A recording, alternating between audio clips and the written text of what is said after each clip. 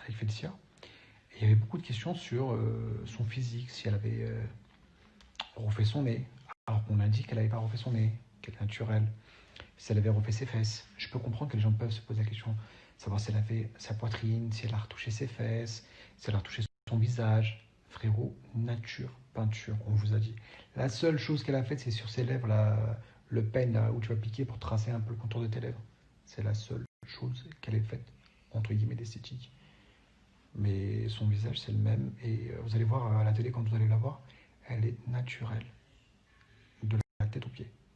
Donc les gens qui connaissent mieux que elle, et mieux que moi, et mieux que les gens qui l'ont côtoyée, la team, ça ne veut pas dire que moi je suis contre la chirurgie. Bien au contraire, moi je suis pour la chirurgie réparatrice, mentale ou physique. Ça veut dire que si vous avez un nez qui vous complexe complètement et que vous pensez qu'en le retouchant, vous allez mieux vous sentir dans votre peau, bah faites-le.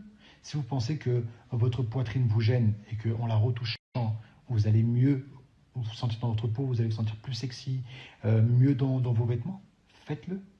Moi je suis pour la chirurgie réparatrice.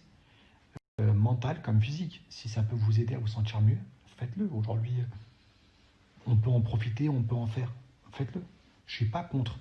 Mais par exemple, quand c'est vous dire, on est dans une époque où la chirurgie elle est tellement bien faite qu'on a du mal à déceler le naturel de la chirurgie. Mais ça que sur les photos, que en vidéo. Parce que quelqu'un qui refait, quand vous êtes face à cette personne-là, vous le voyez.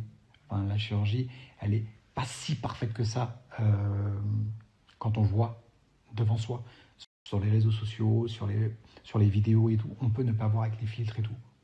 Mais je vous jure que Félicia, elle est naturelle. Son nez n'est pas refait, ses pommettes ne sont pas refaites, sa poitrine n'est pas retouchée.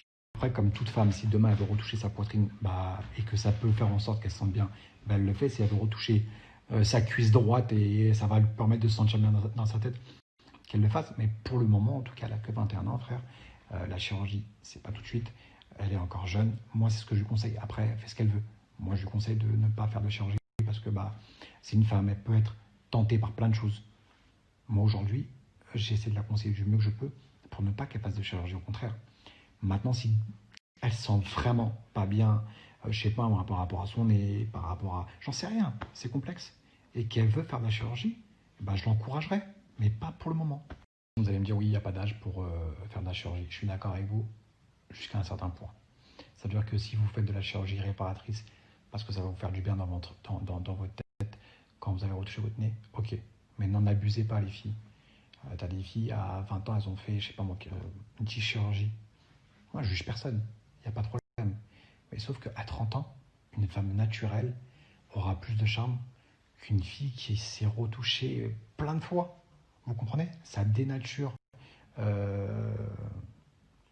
le visage d'une personne, ça dénature complètement, ça change complètement. Je veux bien qu'on fasse 1 ou 2 chirurgies, 3 chirurgies, allez. Mais pas tout le temps, H24. Après, ça vous dénature complètement. Mais bon, moi, je juge pas. Si toi, tu te sens bien dans ta peau, tant mieux. Mais en tout cas, pour le cas de Félicia, je vais essayer de la conseiller du mieux que je peux pour ne pas qu'elle fasse de chirurgie à tire-larigot, pour ne pas qu'elle fasse surtout n'importe quoi et qu'elle regrette derrière. Parce que, il y a la chirurgie, il y a le côté positif, mais il y a aussi le côté négatif. Ça fait aussi beaucoup de ravages, il y a eu beaucoup de ratés aussi. Parce que, imaginez qu'on vous rate. Irréversible. Michael Jackson. Irréversible. Vous revenez pas, on ne peut pas vous replanter un nez. C'est fou. Donc, il y a plein de cas comme ça. C'est pourquoi moi, je la trouve vraiment magnifique. Elle est très très jolie, elle a un charme naturel. Vraiment.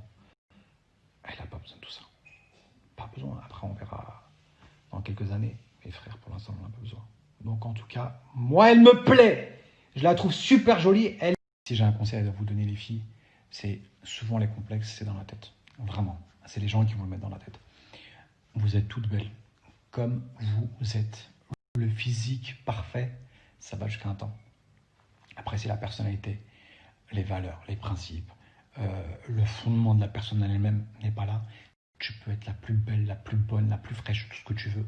L'homme, il restera pas. Ça ne veut rien dire. Le physique, ça va un temps. Moi, je vais vous raconter une histoire. Ma première vraie relation, elle a duré 6 ans. Et à la base, en fait, la fille, c'était pas du tout mon genre physiquement. Carrément, elle était venue me présenter sa cousine. Ben, en fait, j'ai eu un coup de cœur sur elle, je suis tombé amoureux d'elle pour sa personnalité, pour son caractère. Après, oui, physiquement, elle est mignonne et tout, hein. Mais de base, c'est pas sur une fille. Enfin, de base, frère, elle me demande une adresse, elle doit aller à Paris 16, je l'envoie à Rouen. Tu vois ce que je veux dire? Mais je me suis arrêté parce que elle avait un putain de délire, une putain de personnalité, des valeurs, des principes. Toutes ces choses ont fait que, bah oui, la relation a duré 6 ans. Après, on était jeunes, on était gamin. Mais tout ça pour vous dire, le physique, je vous jure, ne veut rien dire. Vaut mieux avoir une personne avec qui vous entendez super bien, vous tapez des putains de barres. Après, si elle est bonne, elle est fraîche, et tout ce que tu veux, physiquement, parce que pour nous les mecs, c'est important que la fille, enfin pour tout le monde. Les gens qui disent, oui, non, mais le physique ne compte pas. Si, le physique compte, mais je veux dire, c'est pas la seule chose qui doit peser dans la balance. Vous n'allez pas vous mettre une personne parce qu'elle est belle, parce qu'elle est bonne ou parce qu'elle est beau. Vous allez vous mettre avec une personne parce que cette personne contribue à votre quotidien. Parce que l'humain, enfin, vous savez, le propre de l'humain, c'est l'intérêt. Le propre de la femme, c'est la sécurité. Je m'exprime. Je dis que le propre de l'humain, c'est l'intérêt.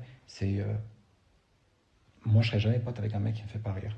Je serais jamais pote avec un mec qui ne contribue pas, entre guillemets, à ma vie, quelle qu'elle soit. Que ce soit sur l'aspect professionnel, sur l'aspect amical. Si la personne n'est pas là pour moi dans les moments durs, eh ben, c'est de l'intérêt que je cherche. Prenez donc, j'attends de l'intérêt. Si la personne elle est là à me conseiller, si la personne elle me fait rire, si la personne elle m'apporte un équilibre, si la personne, entre guillemets, même si c'est mon bouche-trou, eh ben, c'est quand même un intérêt parce que cette personne-là, c'est mon bouche-trou. Donc, quand je dis le propre de la femme, c'est une sécurité.